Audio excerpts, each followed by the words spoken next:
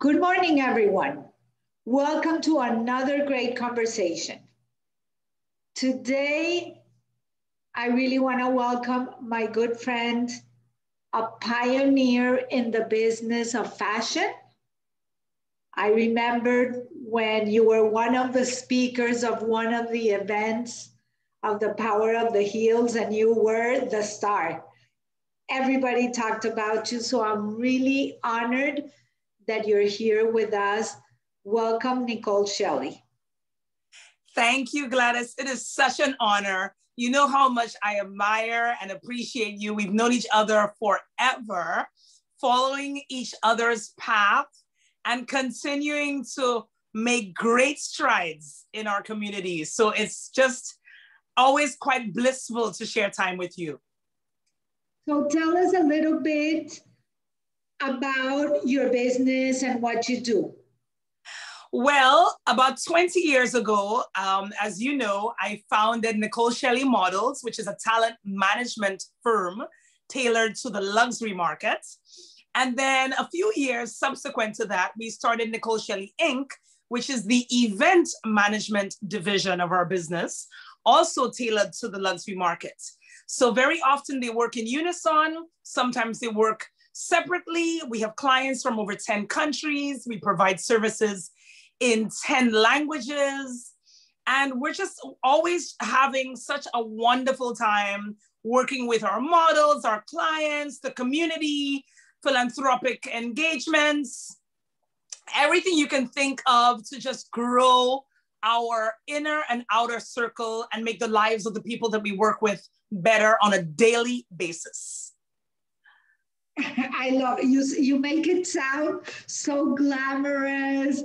And now we're going literally into a year now where there are no events. No events. You work in the fashion industry. And for me now, and for a lot of people, fashion and COVID equals staying at home using a really comfy sweatshirt. So talk to me about that. Talk to me about what's happening in the fashion industry with COVID. Well, that's definitely a loaded question because, as you know, there are all types of fashion.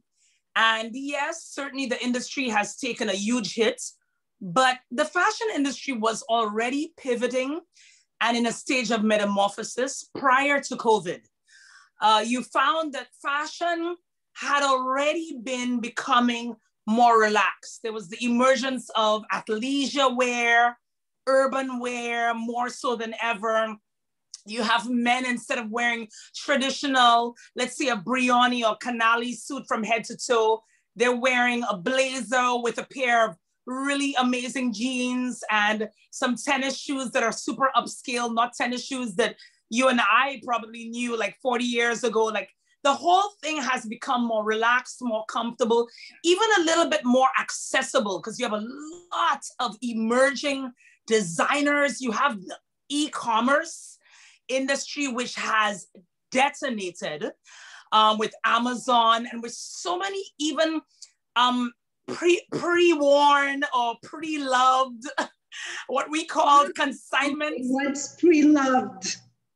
Consignment and secondhand. That's the euphemism for consignment and secondhand clothing. These markets have grown tremendously by double digits in the past 5 years, even prior to COVID. So I would say that fashion, while it has taken a huge hit, mainly what has happened is that it has pivoted to accommodate new appetites of certain generations, Generation Z, Generation X, that is looking for something a little bit more relaxed. So that has worked very well with the stay-at-home economy, if you will. The stay-at-home, so you're saying that the stay-at-home are comfy sweatshirt, our comfy pants now have a brand, according to what you're saying. Absolutely, because you have a lot of luxury brands who, like I said, were very traditional and made a certain signature statement in being very bespoke. The Dolce & Gabbanas of the world, the Brionis of the world, Canali, et cetera, Alexander McQueen, all of these brands, Gucci, you'll find that they have now, even Louis Vuitton, when you look at their collections, they have a ton of athleisure, and they have a lot of like joggers for men and women, a lot of tennis shoes. That tennis shoe market was dominated originally by Puma and Nike and companies like that. Fashion companies like luxury fashion were never in that space. And now all of them, Christian Louboutin, they all have tennis shoes, upscale tennis shoes.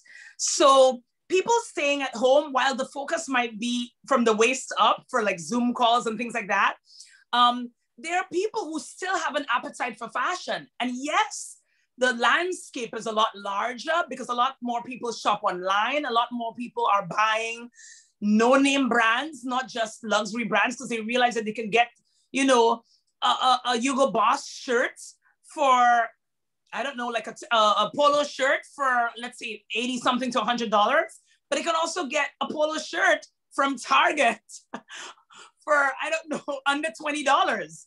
And for some people, that might work just fine because they might mix that with a nice pair of jeans, you know, and a nice pair of shoes from a more expensive brand.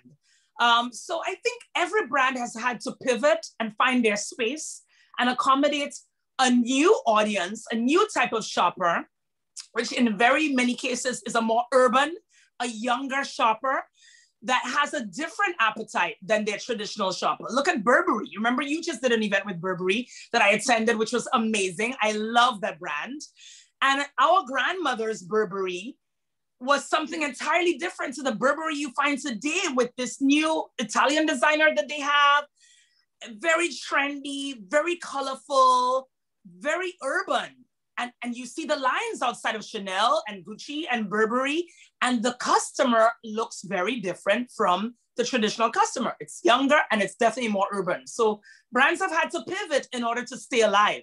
And so the fittest will survive, just like Darwinism. So let me ask you,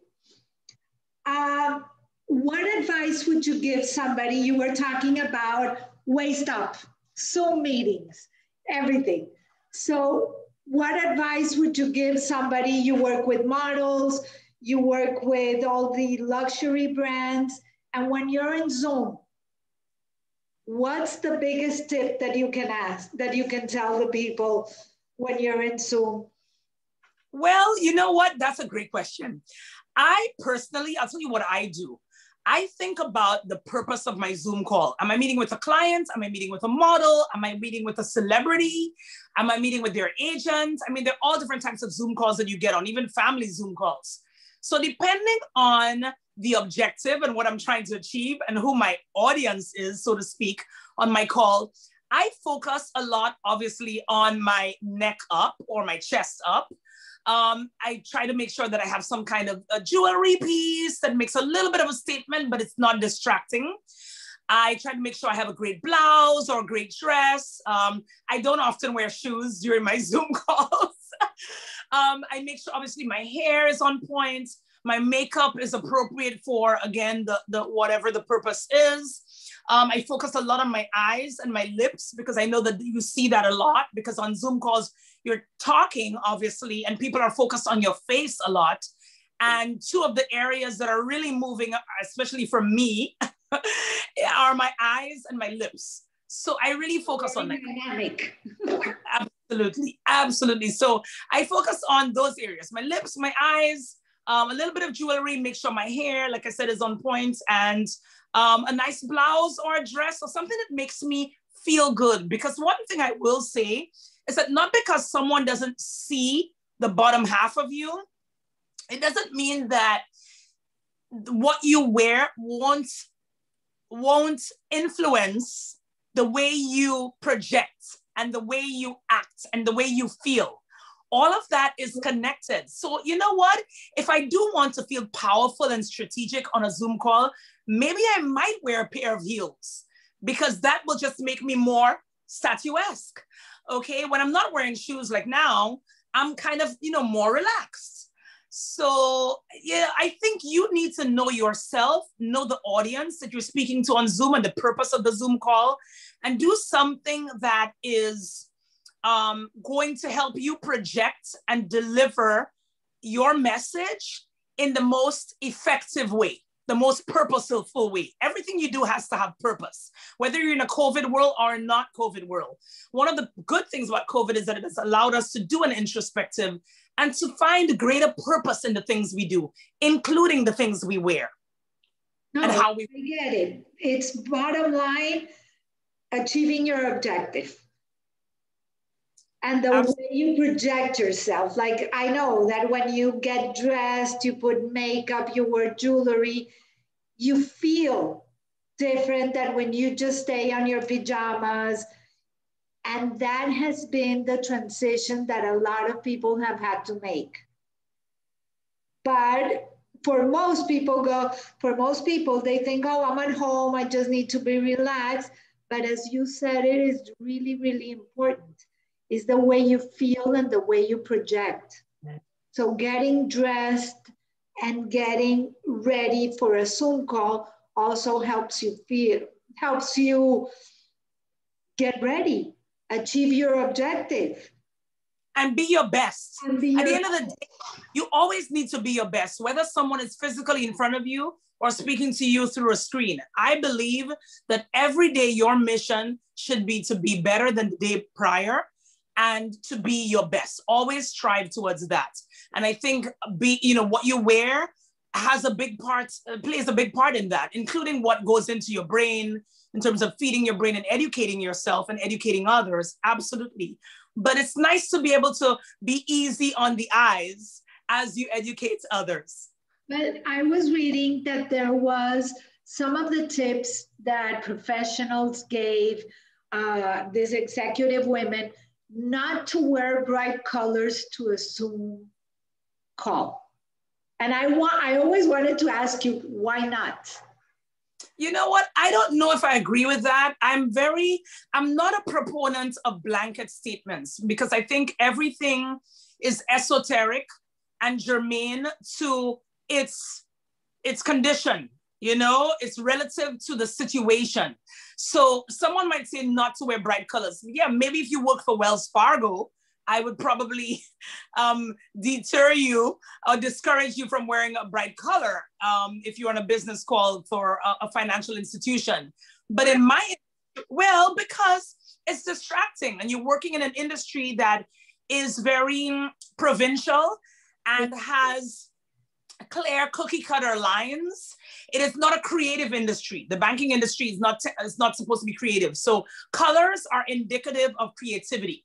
Now, if you work for Burberry, then yes, I think on a Zoom call, you can certainly wear all the powwow you need to. Or if you're in my industry where you're managing talent and you're managing events and you're working with the luxury industry particularly, I think it's important for me to look luxurious. And that's very often, even traditionally, when you look at, let's say, older movies or whatever the case may be, the luxurious or the wealthy individual was the one who had the funds to buy fabrics and materials that were in popping colors. They weren't, wearing all black and gray all the time. They were wearing green and orange. You go to certain parts of Italy and high society is wearing popping colors. Look at the Queen Elizabeth. She wears this really bright, her pink suit, her green suit, her blue suit, and totally related to the event that it's happening. Exactly. As well as all the colors that relate to what you just said, how you project yourself. Like red is very powerful, while light pink is very sublime. Exactly. And today I'm wearing purple, which is a very regal color. So it's powerful, but it also is indicative of royalty. And then with that, instead of silver, I'm wearing gold because gold obviously combines very well with this royal purple. Just for you, Gladys. I know. I feel like you were going on a party, but let me ask you something going back to a little bit of reality check. We're talking about the luxury market. We're talking about, even if it's a more relaxing fashion, about how the industry has pivoted and they have managed to change and continue, because all of us have been on a turmoil trying to move forward in an industry that was totally affected by COVID. And we're talking the luxury market. And I'm torn between what's going on with the people of our industry, the events, and the people that work in the luxury market that at the beginning were laid off. I literally helped a lot of people file for unemployment. I have everyday messages of people following up to see if I was able to get them a job. So how do we, I don't know, close a little bit of the gap? Or there's a lot of people that not only don't have a job, but also have food insecurity, that had really high jobs, high paying jobs, that are now completely on the other end of the spectrum. So how do we address that part? Because I'm a little torn on the whole celebrity, fashion, luxury, while the other side of the story is that you see all the lines of cars just asking for food. Yes, Gladys. And, we're very empathetic and cognizant of that fact.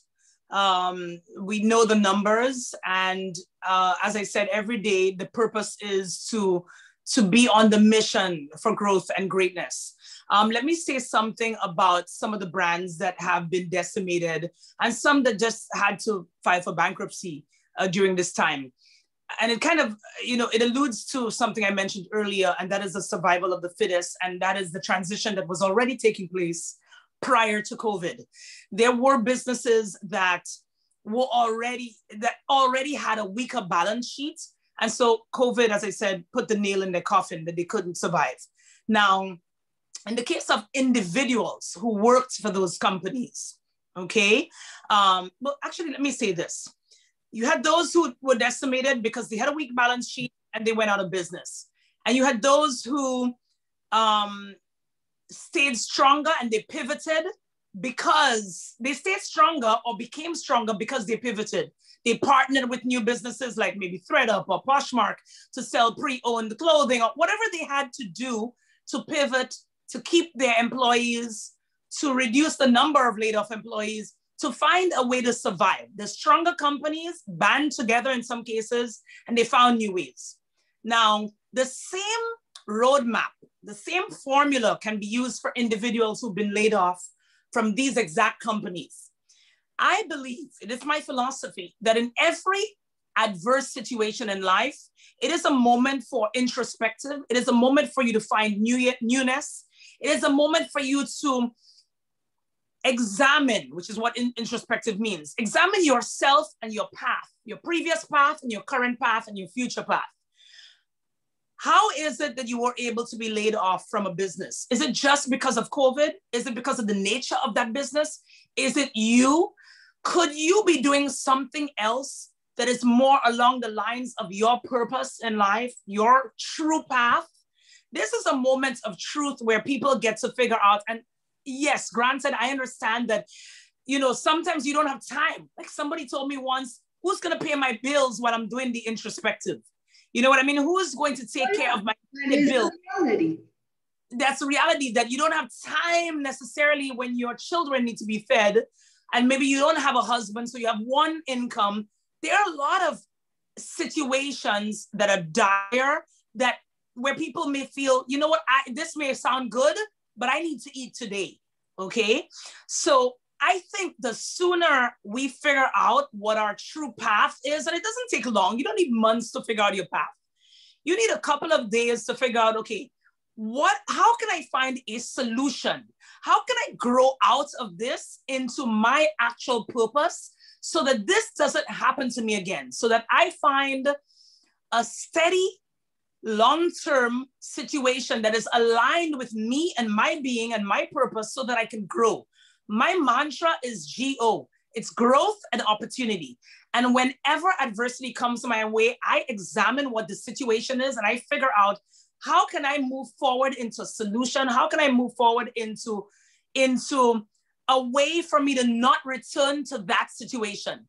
I think that our governments and our communities have several opportunities and ways for someone who is going through a lull or a gap in their income or their story, their journey, to find a way to move forward. I don't think any community will leave you down and out, to become homeless. I think there is always a way to find someone who can mentor you and help you a path forward so that you don't stay in a slump. I believe there's always a way and always an opportunity. You have two options when adversity reaches you. Either victim, either you go into a corner and you complain to everyone, and that just attracts more tragedy, okay? Did you lose me? No, but now you're back.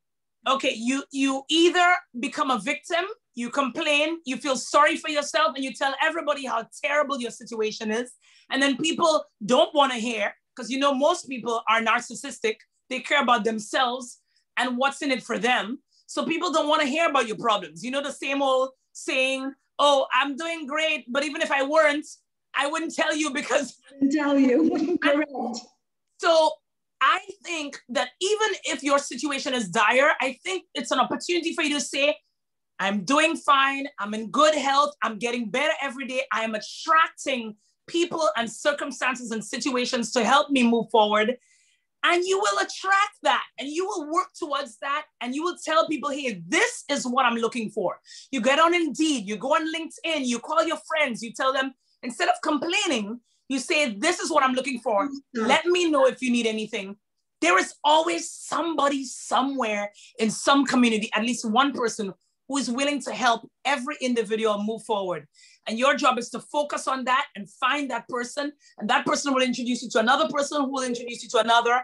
But you have to be on the go mindset, growth and opportunity. Victim or victor, you have a choice. And I choose victor. So that's my recommendation to everyone else. It's not easy. I make it sound a lot easier because it's mindset. You have to program your mind daily to not move into a slump or to stay in a slump. But that's the best way. Think about it. It's the best way. A very small word that you can change that somebody taught me many years ago. And I tell my kids and my grandkids, replace the word if it happens, for when it happens. Because what's going on, I call it a blank canvas, a white paper that you can write your own story. What do you want? So between the when and between the looking and doing something to look into a better future, you're totally right. We can make it happen. You write your story. Yes. I love that. When. And I always say that because once in a while, I mean, I'm fortunate that I have attracted a bevy, a coterie of people like yourself who are always so positive and growth oriented that I seldom need to preach. But for new people in my circle who may not quite be there on the journey, which are very few and far between, but still, whenever I have the opportunity, getting back to the word opportunity, and if I hear someone use that word if, I say no, when. See it already happened, happening and happened, and be there. Be that visionary. Elon Musk, Steve Jobs, all of my heroes, they didn't say, well, I'm not sure if Tesla will happen. Maybe, I think it happens. They made it happen. They wrote their story. You write your story. Correct. And with that, Nicole, I could stay talking to you forever. You have amazing energy, amazing tips, but time is over. So thank you, thank you. And to everyone, please, above all, stay well and stay safe until next week. Thank you for having me, Gladys. Thank you so much. Thank you, everyone, for watching. Lots of love.